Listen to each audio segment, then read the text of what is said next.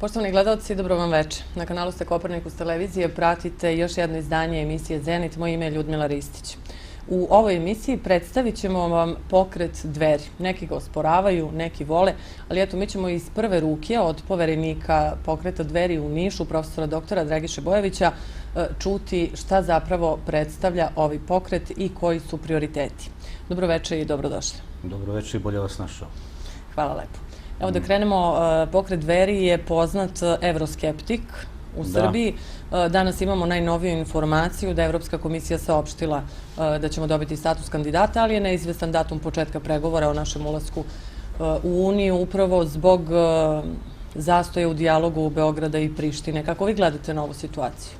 Pa i današnji dan je još jedna dobra potvrda našeg evroskepticizma, jer i ovaj današnji dan, kada je u pitanju taj odnos, možemo definisati još kao jedan pozorišni dan u Srbiji. Ko su glavni glumci? Ja bih ipak krenuo od režisera. Nevidljiv je briselski režiser, scenaristi su negde iza kulisa, a na srpskoj političkoj sceni sve sami glumci. Glavni glumac, potpuno neubedljiv, danas monoton, jednoličan, kao da je zaboravio svoj zadatak. I ovaj dan, kao i neki prethodni dani, kao i ono što će se događati sa našim navodnim putem ka fiktivnoj Evropskoj uniji, sve više će uveravati, ne Dveri, nije potrebno da niko uverava naš pokret u to, nego će uveravati građane Srbije da je to iluzoran put. Ja ću to samo da vam ilustrujem današnjim primjerom. Na jednoj televiziji koja je poznata po širenju takozvanog eurooptimizma, možda najpoznatija u tome, bila je anonimna anketa sa građanima Niša, Novog Sada, Kragujevca i Beograda. Svi su bili sarkastični, ironični, niko nije pozdravio ovu odluku i prosto je neverovatno da je jedna takva anketa otišla u etar, ali u svakom slučaju treba odati priznanje toj televiziji. Naročito je bio karakterističan Niš, gde su ljudi zaista sa indignacijom govorili o ovoj današnjoj odluci i našao se naravno samo jedan mlađi Beograđanin koji je rekao da pozdravlja zalaganje za evropske vrednosti. Dakle, ni tu čak nije bilo pozdravljanja ove odluke. Dobro, i vlast priznaje da se sve manje građana u Srbiji koji žele pristup Evropskoj uniji upravo optimizam opada usled uslovljavanja svakodnevnih. Tako da je opozicija Niška danas, čini mi se, izjavila da ako se nastavi ovakva politika, neće biti ni Kosovo ni Evropskoj uniji, dok naravno vlast predstavlja današnji dan kao veliki uspeh za Srbiju. Da, ali zar nije to veliki paradoks? Mi napredujemo prema Evropi, a namera, želje građana Srbije da se ide u Evropsku uniju opadaju.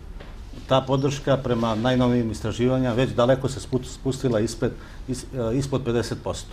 Tako da u tom smislu naš pokret jeste avangardni u tom smislu kada je upozoravao da je taj projekat skoro fatalistički, neodrživ, iluzoran, ali danas već više nismo sami. Naravno, ja moram biti objektivan i Demokratska stranka Srbije i još neke druge opozicione stranke su upozoravale na taj klizav put. Zašto je taj put klizav? Pa pre svega zbog nemogućnosti očuvanja teritorijalnog integriteta i suvereniteta države Srbije ako nastavimo da idemo tim putem. Sad, vas u javnosti često predstavljaju i kao ekstreme, i kao fanatike, i kao nacionalistički pokret, na što vi najčešće odgovarate tužbama, dok naravno pokret Dveri sebe predstavlja kao porodičnu i patrijarhalnu organizaciju, zapravo pokret. Gde je tu istina? Pa ne znam, da li da možda bi bilo neobično da pođemo od sebe ili možda to, ja nisam najbolji primer, ali zaista ja bih voleo kada bi neko sada doveo mojih 1000 studenta, recimo, ne mora više, pa da neki od tih studenta prepozna moj ekstremizam ili slične karakteristike. Ne vaš lični, naravno, mislila sam na... Pa naravno, ali ja sam predstavnik, možda sam tipičan predstavnik ovoga pokreta, ovde u Nišu, a možda i šire, a slobodno mogu da kažem, i ljudi koji su osnovali Dveri 1999. godine kao udruženje i koji su doneli odluku u februaru ove godine da Dveri uđu u politiku, su također tipični primjeri jednog civilizovanog političkog odnosa prema svim tekućim, aktuelnim pitanjima u Srbiji, i taj ekstremizam o kojem se govori nikada nije bio na sceni. Dakle, i kada su Dveri... Neki su nam zamerali, ali ajde, to ćemo tokom emisije kada je organizovanje gej parada u pitanju i ostale aktualne teme. Za početak ću vas još pitati za aktivnosti pokreta Dveri u Nišu, čiji ste poverenik. Nedavno ste bili meta napada, kako ste rekli, gde su vam na kancelariji, odnosno na zidu, ispisali umjesto DZ, tako da je ispalo Zveri, i još neki uvredljivi komentari su bili. Da, pa i ne samo to. Pored toga što su ono D prepravili uz Z, a to psihologija vrlo jednostavno objašnjava. Kako? Pa zato što postoji projekcija sopstvene agresivnosti na druge. Vrlo je važno zašto se pojavljuje ta agresivnost, zašto se pojavljuje ta projekcija. Osnovni uzrok je, znači, strah od gubitka. Već, mogu slobodno da kažem, decenijama, ne godinama, mnoge grupe, mnoge nevladine organizacije, mnogi pojedinci žive od mita o lošoj Srbiji. O ekstremističkoj Srbiji, o nacionalističkoj Srbiji, o fašističkoj Srbiji, onog trenutka kada se bude srušio... Kome odgovara ta slika? Onima koji žive upravo na tome, i tu su u pitanju i političke stranke, neke političke stranke naravno, onoga trenutka kada se bude srušio mit o lošoj Srbiji, o Srbiji koja ne postoji kao takva, onoga trenutka ruši se i njihov materialistički, odnosno finansijski mit. I u tim grupama, tim pojedincima, tim političkim grupacijama treba tražiti one koji su ispisali to na Dverima, na kancelariji Dveri u Nišu. Ili konkretno mislite na neku stranku? Hoćete da nam kažete? Ne, ja prosto ne želim da se bavim. Možda nije u pitanju stranka, ali možda i u pitanju podmladak neke stranke. Prosto neka se bave oni koji su zaduženi za to. Dobro, ali govorite tako kao da znate ko stoji za to. Pa naravno znam. Čitav taj ideološki milje izašao iz komunističke ideologije koja ima svoje odlične predstavnike i u današnjoj Srbiji. I ono što je važno, a što možda vaša televizija nije stigla da objavi, ili možda jeste, oprostite ako jeste, tamo se desilo još nešto strašnije. Iščupana je državna zastava. Dakle, taj atak nije bio uperen samo protiv Dveri, taj atak je bio uperen protiv države Srbije, jer je državna zastava u stvari najbolji, najreprezentativniji simbol jedne države. Ili policija na tragu počinjacima? Policija došla i izvršila uviđaj. Što se nas tiče, ja bih volio da nađe počinioce, ali prosto ja sam identifikovač činioce. Ne mora to policija da uradi. Ali nam nećete reći? Pa ne, ja sam rekao koji je to milje. Prosto ne mogu reći uhvatiti nekoga za rukav pa reći ti ili vi ste to... Dobro, ali nam je teško da naravno povežemo. Vi ste to uradili, ali taj milje ideološki postoji, naravno. Sada, mnogi se pitaju, i čuli ste sigurno i vi, da se stalno govori ko to stoji iza Dveri. Pa evo ja ću vas pitati. Ko vas finansira? Ko stoji iza vas? Da, to je jako zanimljivo i uveseljavajuće pitanje. Zašto uveseljavajuće? Zato što ja znam, odnosno mi znamo, da iza nas stoji samo nepokolebljiva vera u jednu nesalomivu snagu.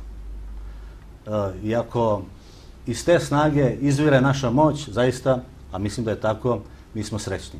Mislim da je to prosto jedno pitanje koje se koristi u vreme predizborne kampanje, a predizborna kampanja je počela, mogu bih to prosto nazvati nekakvim specijalnim ratom. Ali vi koristite tu istu kampanju, rekli ste nastupit ćete na izborima, je li tako? Pa da, naravno. Onog trenutka kada je doneta takva odluka, mi smo u predizbornoj kampanji, zašto to ne reći, i u samom Nišu, gde ćemo 20. oktobra obeležiti 50 dana svog političkog delovanja.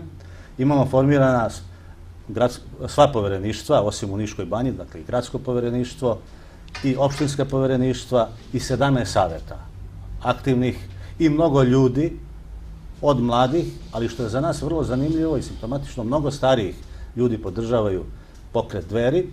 Ja to mogu samo da vam ilustrujem dvema stvarima, recimo našu peticiju protiv organizovanja gej parade za 2 dana i to nekoliko časova smo bili na ulici, potpisalo je preko 2.500 ljudi.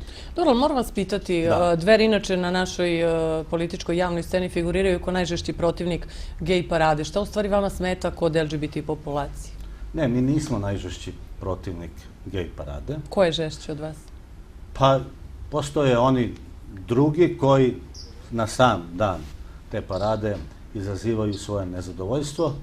Ja bih to ipak pitanje preokrenuo, odnosno odgovor dobro, ne mislim na huligane, da se razumemo. Usmerio na drugu stranu, ne bih koristio taj izraz. Dakle, mi smo pobornici porodične Srbije.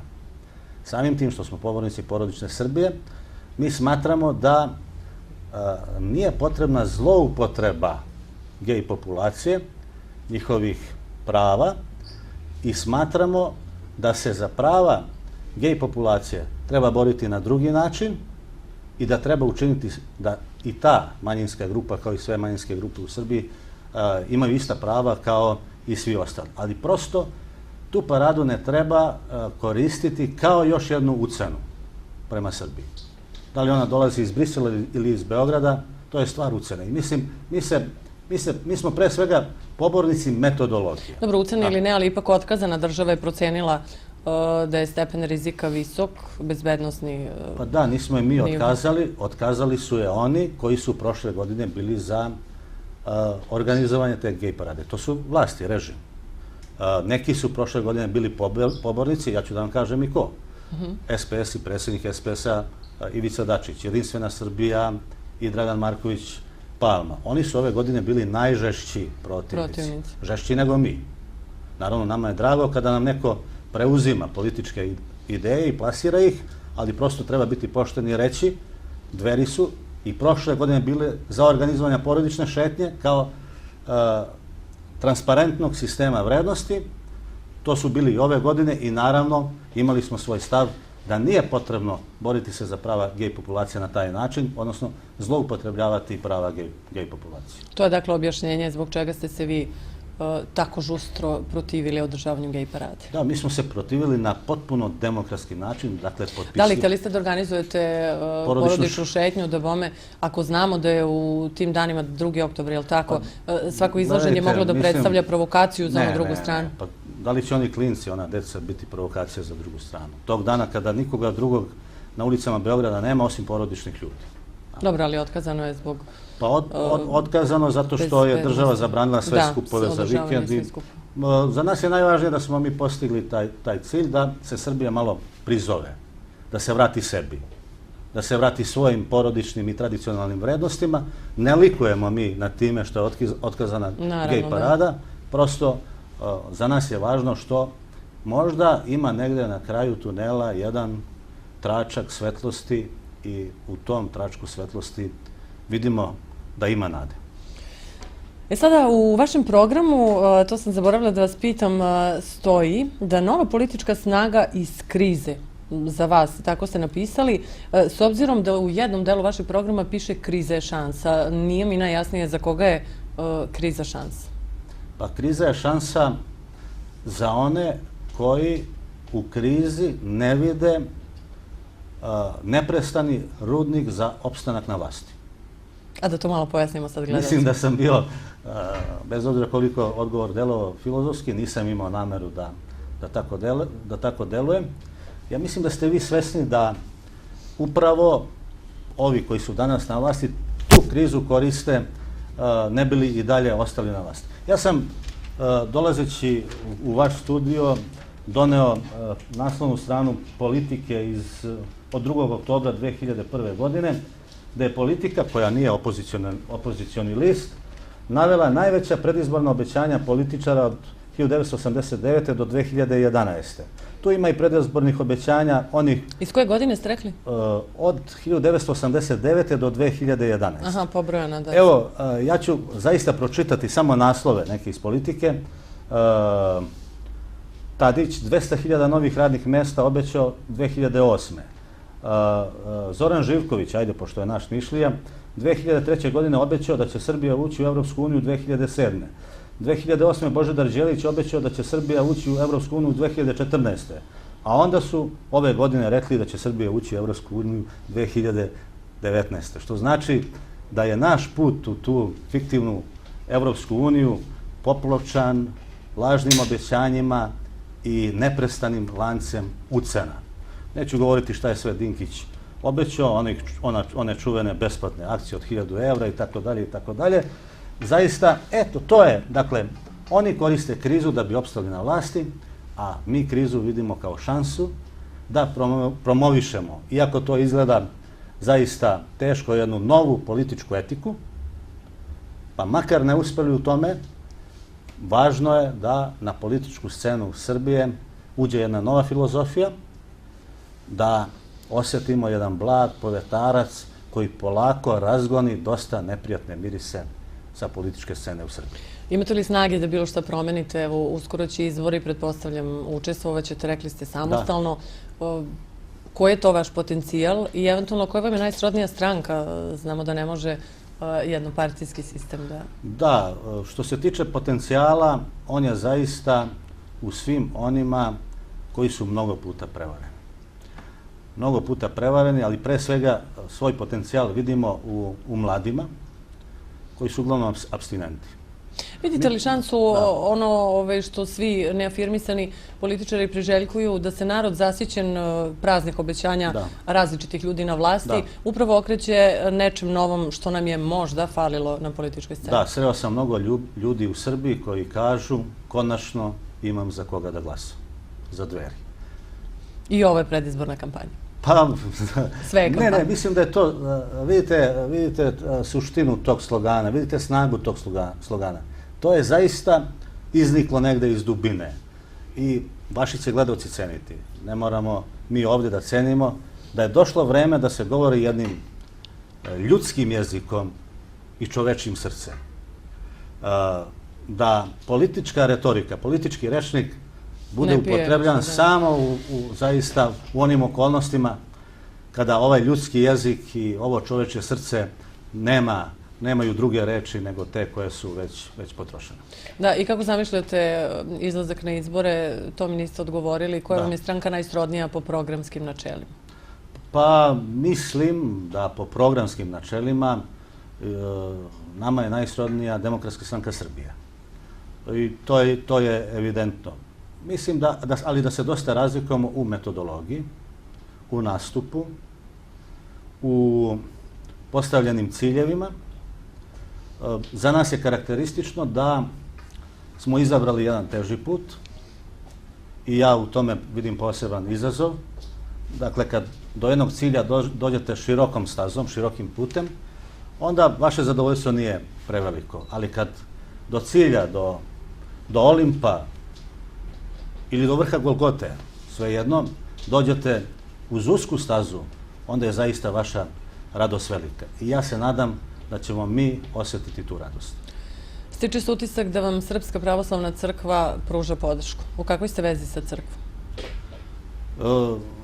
Ja moram da kažem da naša crkva ne pruža podršku ni jednoj političkoj stranci, nezvanično, ali se takav utisak. Ni jednom političkom pokretu. Mi nismo stranka, ali jesmo pokret. Ali ako je neko našao vezu u tome, ona je vrlo vidljiva. Pre svega Dveri, koje su rođene 1999. godine, rođene su u krilu crkve. Čak i znak Dveri je stilizovana projekcija Bogorodice sa mladencem Hristom.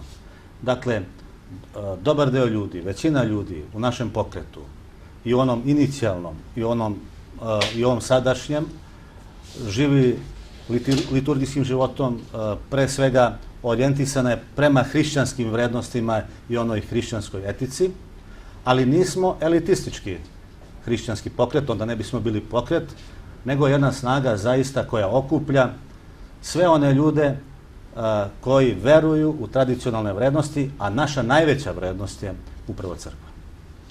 Da, ja ćemo podsjetiti naše gledalce, ukoliko ste se sada uključili u naš program. Pratite emisiju Zenit, naš gost i vaš naravno, profesor doktor Dragiša Bojović, poverenik pokreta Dveri u Nišu. Imaćete i vi prilike, poštovani gledaoci, da se uključite nešto kasnije i aktivno naravno uzmete učešće u ovoj emisiji. Kosovo i Metohija zauzimaju posebno mesto u vašem programu, ukoliko sam imala prilike da pročitam. Koliko vi možete realno da rešite ovaj problem, čije se rešenje ne nazire, čini se, u ovom trenutku? Mi u ovom trenutku ne možemo realno da rešimo taj problem.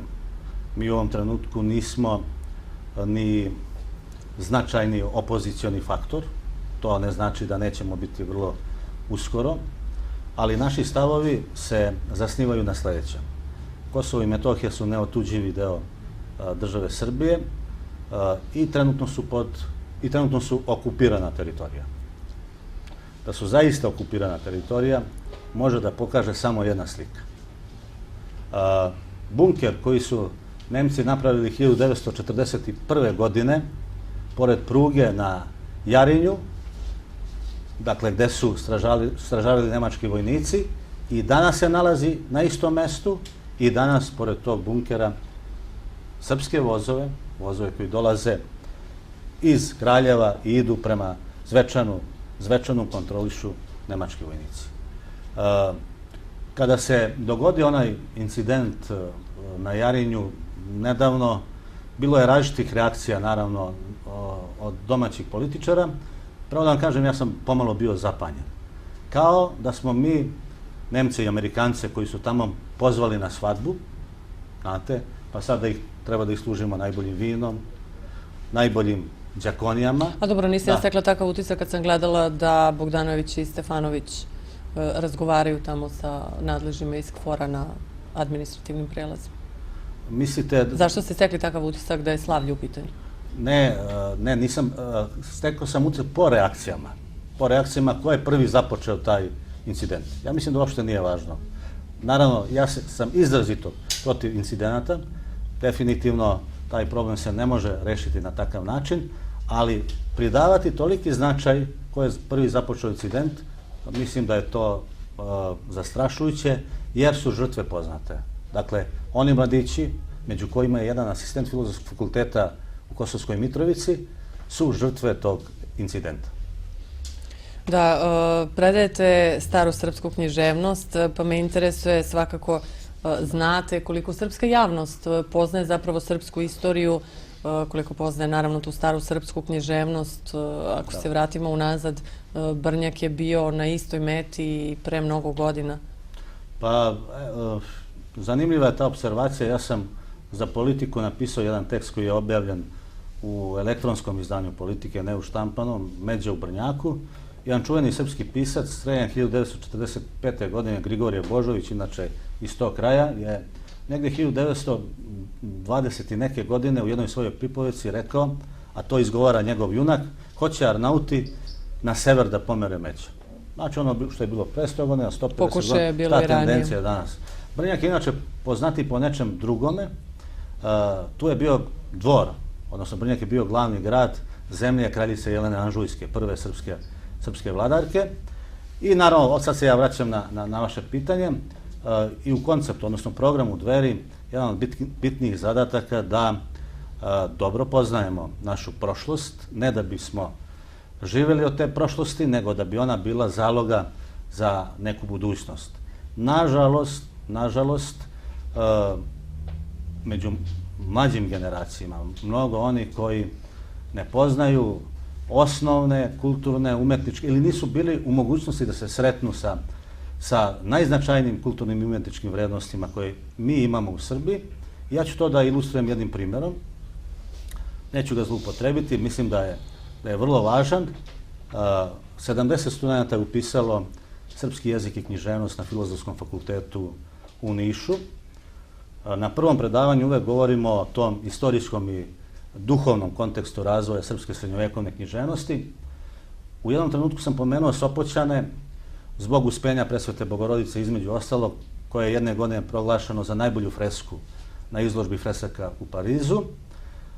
I u tom trenutku mi je palo na pamet da pitam te moje studente, 70 njih, ko je od njih video Sopoćane. Dakle, prvi naš manastir koji je ušao na UNESCO-vu listu Svetske kulturne baštine i ja sam se naravno zaprepastio. Niko od tih studenta nije video Sopoćana. Onda sam nastavio dalje, ko je video Studenicu, njih desetak je podiglo ruke, ali je većina njih videlo Budimpeštu i Rim. Poražavajuće jeste, ali eto sad ću vas pitati kao profesora, predavača, koliko je tu i greška resornog ministarstva da recimo deca idu na ekskurzije, napravit ću malo digresiju o teme, van zemlje, upoznaju prirodne lepote zemalja u okruženju, što je također lepo, ali nažalost i sa nesrećnim ishodom posljednjih dana, a da ne vide recimo bogatu istoriju svoje zemlje. Da, zaista mnogo, ne malo, i jedan dečak, jedan učenik, ako pogine, to je zaista mnogo. Naravno. I meni se čini da je srpska javnost jednoglasna da nešto treba da se promeni u tom konceptu organizovanja ekskurzija. Moj predlog, moje mišljenje u stvari, i to je opet da se vratim na Dveri, to piše u programu Dveri, dajte prvo da upoznamo one vrednosti, nisu to samo srpske vrednosti, to su vrednosti svetske kulturne baštine, evropske kulturne baštine, ali dajte prvo da upoznamo ono što je tu u Srbiji, a tu su nam i Studenica, i Sopoćani, i Žiča, i Gradac, i ne samo manastiri, ne samo sakralna kultura, nego i svetovna kultura, srednjovekovna, antička, novovekovna. Čini mi se da to preskačemo, da to zaobilazimo, a da idemo dalje iz nama poznatih pre svega finansijskih ili materijalističkih razloga. Da, evo ću sad iskoristiti samo da pozovemo naše gledalce 018-519-400 i 519-401. Brojevi su telefona koje ćemo otvoriti za vaše pozive i pitanja, poštovani gledalci. Moram vas pitati još jedno pitanje u vezi sa vama lično. Dosta se govorilo pa zaćutalo o tome da bi trebalo da budete dekan Bogoslovskog fakulteta u Nišu. Dok ste stali? Pa o tome se nije zaćutalo, ali ja bih vrlo rado odgovorio na vaše pitanje. Moglo bi se čak reći da je ovo moja omiljena tema, ali ja nemam u ovom trenutku blagoslov da govorim o tome. Je li u pitanju samo blagoslov ili još nešto ima iza cele ove priče? Stiče se utisak da je malo politički to? Pa jeste. Ako već, dakle, neću govoriti o Bogoslovskom fakultetu, podsjetit ću samo na jednu činjenicu. Vrnjačka Banja je dobila fakultet za ugostiteljstvo i turizam. U Nišu je najavljeno otvaranje 3 fakulteta. Poljoprivrednog, Bogoslovskog i Fakulteta političkog nauka. Šta je rezultat, procenite sami. Rezultat je da još uvijek nemamo nijedan od tih fakulteta pri univerzitetu. Ne, dobro, valjda će ih biti, nadamo se da će biti naravno otvoreni. I da se vratimo priči o pokretu Dveri u Nišu. Najavili ste neke aktivnosti za naredni period. Da, mi smo imali zaista dosta tih aktivnosti. Nismo pomenuli također ovu važnu peticiju za smenu Borisa Tadića. Da, naravno, o tome ćemo pričati, naravno. I mi ćemo za nekoliko dana obeležiti 50 dana političkog delovanja u Nišu. 19. oktobra imat ćemo konferenciju za štampu gdje ćemo upoznati nišku javnost, odnosno niške medije, sa našim 50-dnevnim delovanjem, a 20. oktobra, to je također važno, organizujemo jednu tribinu sa zanimljivom temom, odnosno pitanjem šta su Dveri za Srbiju. O tome će govoriti, evo i o tome da obavestimo vaše gledalce, Boško Obradović, Branimir Nešić iz Upravnog odbora Dveri, iz Niškog povereništva, profesor dr. Tomislav Petrović i ja. Pričat ćemo naravno o peticiji, samo da čujemo, imamo nekoga na vezi da ne čeka gledalac. Halo, dobroveče. Dobroveče i pomaže Bog. Bog vam pomogu. Ko je sa nama i odakle se javlja? Veliki pozdrav, Nikola iz Niša. Znači, zovem ovako da pozdravim sve vas u studiju. Mene interesuje ovako, znači, pokret Dveri će izaći na sljedećim izborima, znači, kao samostalni pokret, je li tako? Da. Mene interesuje, znači, posle izbora i posle svih ovih dešavanja, mene interesuje da li će se pokret odlučiti podršku da da sadašnjoj vlasti ili će ići sa opozicijom. Zanimljivo pitanje. Hvala Nikola na uključenju. Izvolite. Zanimljivo pitanje, odgovor svakako jednostavan. Pre svega ne može biti nikakve reči o podršci sadašnjoj vlasti. Zato iz više razloga. Mislim, dovoljno Dobro, ali je praksa naša politička pokazala drugačije. Govorili su Prosto u mi se Demokratskoj da razlikujemo. neće sa socijalistima, pa imamo ih na Ja vlasti. moram da kažem da se razlikujemo od drugih. Bez obzira kako to zvučalo. A od građana tražite šansu da ih u to uverite, je li tako? Da, apsolutno, apsolutno. Prosto, ako se desi nešto tako, kao što se dešavalo, onda je zaista to ne definitivno naš poraz, nego poraz one političke etike za koju se zalažemo. E sada, pored ostalih vaših aktivnosti koje sprovodite na području Srbije, jedna od njih je i peticija za smenu predsjednika Srbije Borisa Tadića. Zbog čega ste se odlučili na taj korak u ovom momentu? Pa to je želja prema nekim izvorima iz opozicionih, iz stranaka režima, 70% građana Srbije. Znači, u ovom trenutku 70% građana Srbije nema poverenja u ovu vlast, u ovaj režim, a svedoci ste da i same neke stranke iz sadašnje koalicije postaju najveći protivnici svojih koalicijnih partnera. Dobro, ali šta je cilj? Šta možete da postignete peticijom osim eto pominjanja u medijima? Mi želimo da ukažemo ko je najveći problem, odnosno ko je u Srbiji koncentrisao svu vlast u sopstvenim rukama. To je predsjednik države Srbije. I prosto time želimo da poručimo građanima Srbije da je olovka najjače oružje, to je jedna potpuno pacifistička poruka naša, olovka najjače oružje i treba je koristiti u svakoj prilici. I pre izbora i na dan izbora. Pričat ćemo i dalje o ovom monopolu vlasti, samo da čujemo ko je sa nama. Halo, dobroveče. Halo. Halo, dobroveče. U programu ste, izvolite, predstavite se i odakle zovete. Da, dobroveče. Dobroveče. Doktor Milović Petar, Hadži, pozdrav. Slušam iz Sombora, inače, sa severa. Tako, slušajući, sviđa mi se ovo što sam čuo, zaista iskreno. Imate li pitanje? Imam pitanje kako se uključiti, pošto program mi se sviđa, Dveri, i želeo bih da se uključim ovdje u Somboru da doprinesem tom pokretu.